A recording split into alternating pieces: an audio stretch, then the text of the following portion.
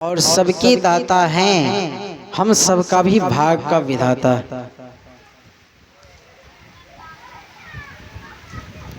सुंदर कांड में हनुमान लाल जी महाराज का बहुत बड़ा उल्लेखन है, क्योंकि सुंदर कांड सुंदर भरी बात हो।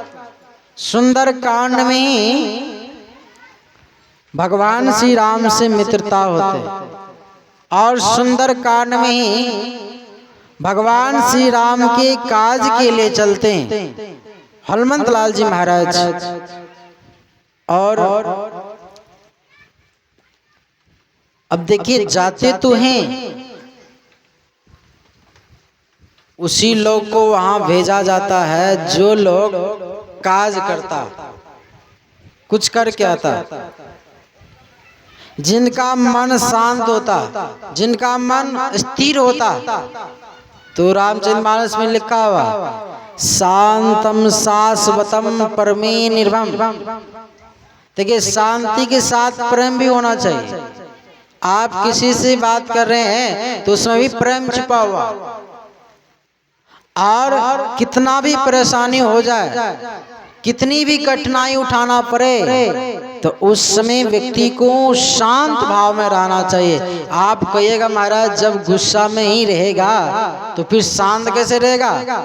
लेकिन शांत तभी रह सकते हैं जब आपके मन में भगवान के प्रति अनुराग होगा और प्रेम होगा। जहां पर प्रेम है वहीं पर विश्वास भी है, जहां पर प्रेम है वहां विश्वास भी है। हनुमान लाल जी महाराज को प्रेम था। अब प्रेम के साथ इनके पास इतना ज्ञान नहीं था कि अपने को जान सकता था कि मुझ में इतना बल है। लेकिन रामचरितमानस में लिखा है कि अतुलित बल धामम हेम शैलाभ देहम धनुजवन कृषाणु ज्ञानी नाम अग्रगण्यम सकल गुण निधानम वानरा नाम देशम। हनुमान जी महाराज कितना बलशाली है, अधिक बल भी है, हेमगढ़ पहाड़ के समान चट्टान है। और जानते हैं सही बात,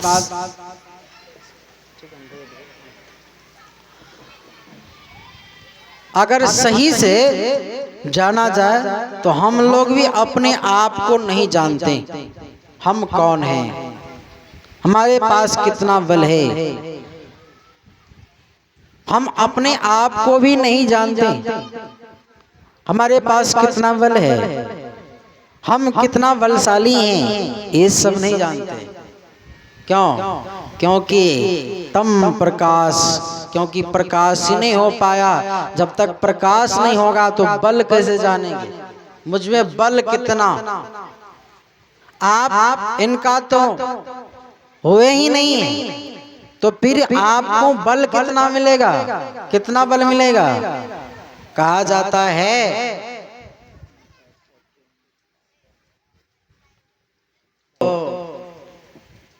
हनुमान लाल जी महाराज देखते हैं कि भगवान बहुत दुख में पड़े। कभी कभी जो मनुष्य के रूप में होते हैं, इस संसार में कोई भी आया है तो उसको दुख उठाना पड़ा ही है, दुख का सामना करना ही पड़ा है। क्योंकि इस संसार को कहा गया है कि दुखालय है, दुखालय। और भगवान श्री राम जब दुख में पड़े हैं, अच्छा वास्तविक रूप नहीं है, भगवान की सगुन लीला है, भगवान की सगुन लीला। और सगुन में भगवान दुख में पड़े। हनुमान लाल जी महाराज कहते हैं कि जब कोई व्यक्ति दुख में पड़ा हो तो भक्त को भी चाहिए कि पूछना चाहिए। हनुमान लाल जी महाराज पूछते हैं कि हे भगवान मोहि की काज करहूं तुम ना हो, हे भगवान आपकी काज में क्या मैं भाग नहीं ले सकता हूं? भगवान श्री राम कहते हैं कि हनुमंत मेरा काज में सब भाग ले सकता, लेकिन आप बहुत बलशाली हो, ये काज तुम्हीं से हो सकता। हनुमान लाल जी महाराज ने कहा कि मुझसे भगवान नहीं होगा, तब किन से होगा? तो जामवंत जी महाराज बैठे थे। जामवंत जी महाराज कहते हैं कि हे भगवान, जब आपको अपने कंधे पर लेकर के आ सकते हैं, तो क्या ये लंका नहीं जा सकते? क्या समुद्र को छलांग नहीं कर सकते? जरूर करेंगे। अगर आपकी आज्ञा हो जाए तो हनुमान लाल जी महाराज जरूर जाएंगे। देखिए वाणी में भी बहुत मिठास है। वहां सब बैठे, सारे बंदर बैठे हुए, सबका वचन सुनते हैं, परंतु किसी का वचन याद नहीं रखते हैं, किसी का वचन याद नहीं रखते। जामवंत जी महाराज जैसे ही कहा, जाम्बती के वचन सुहाए, सुनि हनुमंत हृदयति भाई। जैसे ही कहा तो हृदय में ही लगा, हृदय में लगा। अरे तब लगी देखो पर को तुम भाई, कहा कि मैं परख चुका हूं कि तुम्ही से यह काज हो सकता है, इसलिए तुम जाओ। हनुमान लाल जी महाराज को तैयारी किया गया, लेकिन हनुमान लाल जी महाराज जाने के वक्त में भी कहते हैं कि हे प्रभु, जब तक आपका कृपा किसी भक्त पर ना हो तो क्या वह काज सिद्ध हो जाए? एक चीज तो दे दीजिए। अच्छा क्या चीज दो? अपना नाम का सहारा दे दीजिए। एक तिनका से भी पार उतर सकता, एक शब्द भी मिल जाए। याद कीजिए, संसार में शब्द से ही पूरे गांव है और शब्द से ही संसार है। कहीं भी जाइए, इस गांव का दूसरा नाम है, फिर दूसरे गांव जाइए दूसरा नाम है। जहां शब्द नहीं होगा तो फिर वहां पर नाम नहीं होगा। तो एक तिनका भी अगर आपका हो जाए तो फिर कोई बाल बाका भी नहीं कर सकता, आपका नाम हो जाए। देखिए, आप इनका हो जाइएगा ना तो आपके पास कुछ भी नहीं है, आप बहुत गरीब है, आप बहुत परेशान में पड़े हुए। एक बार इनका हो करके देखिए, पूरे जगत जानने लगेंगे। लेकिन होना कैसे है? तन मन वचन से, तन से भी, मन से ही, धन से ही। अगर ये तीन चीजें हो गए तो जगत में नाम हो जाएगा, जगत में नाम हो जाएगा। अगर ऐसा करते हैं। कहा कि मैं दूं क्या? अच्छा पहचानेंगे कैसे? तो कहा कि जाना ना तो सीता के पास जाना, तरु पल्लव तही लहे लुकाई, वहां एकाएक मत मिलना, क्योंकि वहां पर रावण रहते हैं, राक्षस रहते हैं। जहां पर राक्षस रहते हैं वहां पर सज्जन का वास नहीं होता। इसलिए तुम जाना तो कहीं लुका लुका करके जाना। तरु लुकाई परम सुखदायु, जहां पर जाना तो छोटा बन करके ही जाना। और सीता को जाकर के कहना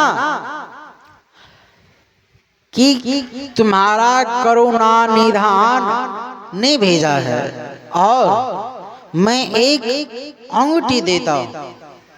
ये अंगूठी को दिखाना, 2 पासपोर्ट हो गया। देखिए, पहला तो पति पत्नी को, पति को भी पत्नी का नाम नहीं लेना चाहिए और पत्नी को भी पति का नाम नहीं लेना चाहिए। एक अलग अलग पासपोर्ट।